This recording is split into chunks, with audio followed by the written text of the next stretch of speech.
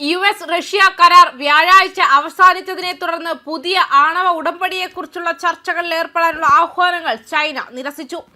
ഇരു ശക്തികൾക്കും എത്ര പോർമുനകൾ വിന്യസിക്കാമെന്നതിനെക്കുറിച്ചുള്ള പതിറ്റാണ്ടുകളായി നിലനിൽക്കുന്ന നിയന്ത്രണങ്ങൾ ഇതോടെ അവസാനിച്ചു. പുതിയ സ്റ്റാർട്ട് ഉടമ്പടിയുടെ കാലാവധി അവസാനിക്കുന്നത് ആഗോള ആയുധ മത്സരത്തിന് കാരണമാകുമെന്നാണ് പ്രചാരകർ മുന്നറിയിപ്പ് നൽകുന്നത്. ആണവ ശക്തികളെ ചർച്ചകളിൽ ഏർപ്പെടാൻ പ്രേരിപ്പിക്കുന്നു. ആണവായുധ ശേഖരം അതിവേഗം വികസിച്ചുകൊണ്ടിരിക്കുന്ന ചൈനയെ ഏതൊരു പുതിയ ആണവ കരാറിലും ഉൾപ്പെടുത്തണമെന്ന് അമേരിക്ക പറഞ്ഞു. ഉടമ്പടിയുടെ കാലാവധി കഴിഞ്ഞതിൽ ഖേദം പ്രകടിപ്പിച്ചുകൊണ്ട് ചൈനീസ് വിദേശകാര്യ മന്ത്രാലയം വ്യാഴാഴ്ച വളർന്നു വരുന്ന അന്താരാഷ്ട്ര സംഘത്തിൽ ചേർന്നു. എന്നാൽ ഈ ഘട്ടത്തിൽ ആണവ നിരായുധീകരണ ചർച്ചകളിൽ ബീജിംഗ് പങ്കെടുക്കില്ല എന്ന് വ്യക്തമാക്കി. ചൈനയുടെ ആണവശേഷി അമേരിക്കയുടെയും റഷ്യയുടെയും കഴിവുകളിൽ നിന്നും തികച്ചും വ്യത്യസ്തമാണ്. വിദേശകാര്യ മന്ത്രാലയ വക്താവ് ലിൻ ജിയാൻ ഒരു വാർത്താ സമ്മേളനത്തിൽ പറഞ്ഞു.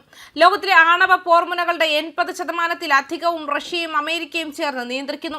അതേസമയം ചൈനയുടെ ആണവായുധ ശേഖരം ഏതൊരു രാജ്യത്തെക്കാളും വേഗത്തിൽ വളരുകയാണ്. 2023 മുതൽ പ്രതിവർഷം ഏകദേശം 100 പുതിയ പോർമുനകൾ വളരുകയാണെന്ന് Stockholm International Peace Research Institute പറയുന്നുണ്ട്. ചൈനയ്ക്ക് കുറഞ്ഞത് 600 ആണവ വാർഹെഡുകളെങ്കിലും ഉണ്ടെന്ന് SIPRI പറയുന്നു. പുതിയ സ്റ്റാർട്ട് പ്രകാരം റഷ്യയും അമേരിക്കയും പരിമിതപ്പെടുത്തിയിരുന്ന 800 എണ്ണത്തിൽ നിന്നും വളരെ താഴെ. ഉടമ്പടി പ്രകാരം US സഖ്യകക്ഷികളായ ഫ്രാൻസിനും ബ്രിട്ടനും കൂടി 100 എണ്ണം കൂടിയുണ്ട്.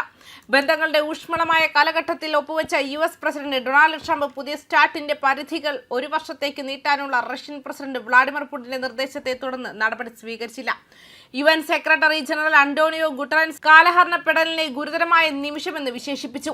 അരനൂറ്റാണ്ടിലേറെയായി ആദ്യമായി റഷ്യയുടെയും അമേരിക്കയുടെയും തന്ത്രപരമായ ആണവായുധ ശേഖരങ്ങളിൽ യാതൊരു ബന്ധന പരിധികളുമില്ലാത്ത ഒരു ലോകത്തെ നാം അഭിമുഖീകരിക്കുന്നുവെന്നും ഗുട്ടറസ് ഒരു പ്രസ്താവനയിൽ പറഞ്ഞു. ഈ സംഭവ വികാസങ്ങളുടെ എല്ലാം വെളിച്ചത്തിൽ US മുന്നറിയിപ്പ് നൽകി.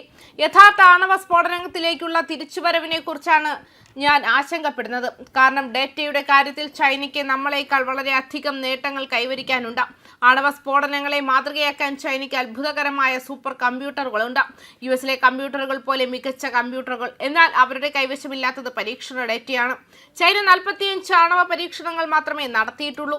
അവയിൽ മിക്കതും അന്തരീക്ഷത്തിൽ നിന്നുള്ളത് മോശമായ ഉപകരണങ്ങൾ ഉപയോഗിച്ചതുമായിരുന്നു. US പരീക്ഷണം പുനരാരംഭിച്ചാൽ ചൈനയും അത് പിന്തുടരാനും ഡേറ്റയുടെ കാര്യത്തിൽ എത്താനുമുള്ള അവസരം മുതലെടുക്കുമെന്ന് ഞാൻ സംശയിക്കുന്നു. സത്യം പറഞ്ഞാൽ ചൈനക്കാരാണെങ്കിൽ ട്രംപിനെ അത് ചെയ്യാൻ പ്രേരിപ്പിക്കുകയായിരിക്കുമെന്നും ലൂയിസ് വിശദീകരിച്ചു. പുതിയതും വലുതുമായ ആണവ പരീക്ഷണങ്ങൾ നടന്നേക്കാമെങ്കിലും റഷ്യയും അമേരിക്കയും ആണവായുധ മത്സരത്തിൽ ഏർപ്പെടാൻ സാധ്യതയില്ല. യുദ്ധമുനകളുടെ എണ്ണത്തിൽ ഇരു കൂട്ടർക്കും തുല്യതയുണ്ട്. റഷ്യ ഇതിനകം തന്നെ യുക്രൈനെതിരായ അധിനിവേശത്തിൽ മുഴുകിയിരിക്കുകയായിരുന്നു.